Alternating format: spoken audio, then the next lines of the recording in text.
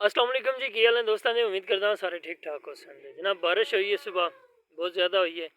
बारिश तो बाद की सूरत हाल थोड़े नाल जनाब की शेयर करूँगा।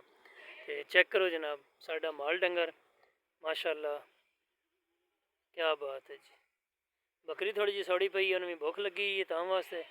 गरना डंगर अज बड़े सुकून विच ने कि गर्मी रही है वाहवा दिहाड़े, ते डंगर जेह्ड़े नहीं ओह् टपदे न ते बाहर आन। ते अज माशाअल्लाह ठंड बनी है, सवेरे तो बारिश भी इत्ते होई ना, ते वाहवा माशाअल्लाह सुकून विच ने। बाकी थल्ले फर्श लगा है, वो गल कोनी भी चिकड़ शिकड़ हो जाए। उंज फिर जेह्ड़े जिथे जगह ना गिल्ली है ना, जेह्ड़ी जगह मिट्टी वाली है ना, उत्थे थल्ले बन गया होना चिकड़ शिकड़ है, ते उंदा बड़ा मसला बनता है, टेंशन बनती है, मामलात बनते हैं डंगरां वास्ते। ते ये थल्ले फिर पक्का है, सोलंग लगा है, इट्टां लगी हुई ने, ते इंदी इन्हां टेंशन कोनी। डंगर भी सुकून विच ने माशाअल्लाह, उंज भी वैसे भी ते वैसे भी। हुण बाहर दी भी सूरत हाल थोड़ी थोड़ी चेक करने। अज बारिश दिहाड़ी भी दसी ना, ते दसी बाद दी भी नाल जेह्ड़ा नहीं ओह् कुछ जेह्ड़ा नहीं ओह् सैलाब दी भी सूरत हाल दस रहे ने। ਇਹ जनाब मुंजी लगी है, मुंजी विच भी पानी जेह्ड़ा नहीं ओह् वाहवा होया है, लेकिन इतना भी ज़्यादा नहीं क्योंकि इन्हां दों पासे मुँह लगा है। एक पासे हो जनाब भर लो, दूजे पासे हो बड़ा हो गया तो कढ़ लवो। ਇਹ जनाब इधर ने नाल पट्ठे साढ़े साढ़े तो नहीं नाल चाचकियां दे ने, ते इंदे विच भी पानी जेह्ड़ा नहीं ओह् बहुत ज़्यादा होया पिया। वेखो ना जनाब की सूरत हाल बनी पई पानी दी वजह तो जनाब तकरीबन 4-4-5-5 फुट जेह्ड़ा नहीं ओह् पानी 4-4-5-5 फुट पे ना 4-4-5-5 इंचियां पानी जेह्ड़ा नहीं ओह् ज़मीन दे विच खड़ा वे। हालांकि साढ़े इलाके दी जेह्ड़ी ज़मीन है ना, इहदे विच पानी खलोंदा नहीं है। बारिश तो बाद अद्धे घंटे बाद तकरीबन समझो कि गायब हो जाता है। अज हुण तकरीबन बारिश खलोतियां भी जेह्ड़ा नहीं वो घंटे तो उत्ते हो गया, तकरीबन कम अज़ कम 1.5 तो 2 घंटे हो गए बारिश रुकी हुई। इस दे बावजूद अजे भी जेह्ड़ा नहीं साडी ज़मीन दे विच पानी खलोता है। इहदे तो की महसूस होंदा है कि बारिश ही इतनी ज़्यादा हुई है, इतनी ज़्यादा हुई है बारिश। ਇਹ जनाब ज़मीन चेक करो, बारिश की वजह तो पानी जेह्ड़ा विच खलोता है।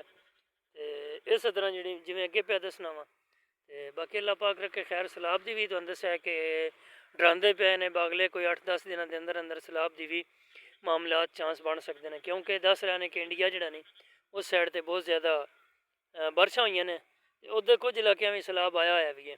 पिछे चीन दे विच भी एक जनाब टुट गया सी डैम, उनकी वजह करके चीन में भी सैलाब आया, कोई सब छप रुड़े, नुकसान भी बड़ा होया।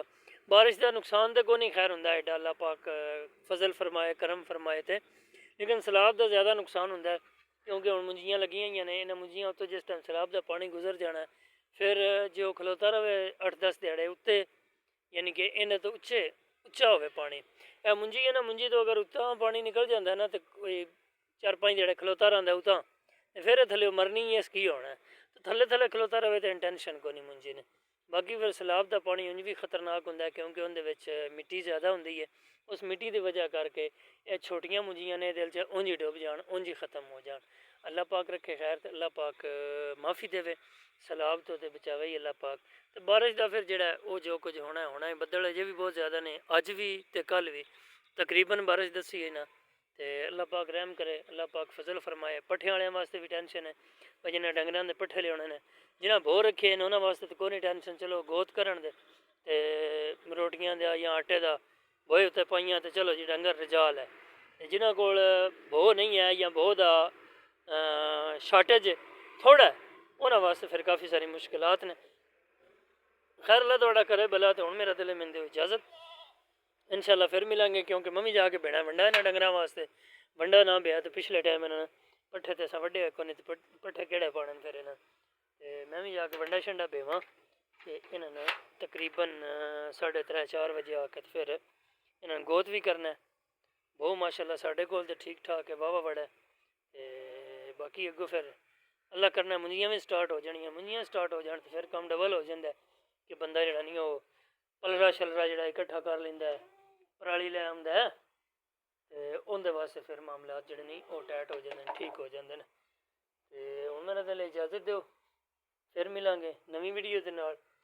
अल्लाह हाफिज़, अल्लाह निगहबान। वीडियो चंगी लगी लाइक शेयर कमेंट करना ना भूलो, चैनल में सबसक्राइब कर दो। जेह्ड़े भी नवे आए हो ना साढ़े चैनल उत्ते दोस्त अहबाब, साढ़े चैनल को सबसक्राइब कर दो, ताकि आने वाली जिहड़ियां साड़ियां वीडियो ने वो तुहाडे तक जल्द अज जल्द पहुँच जान।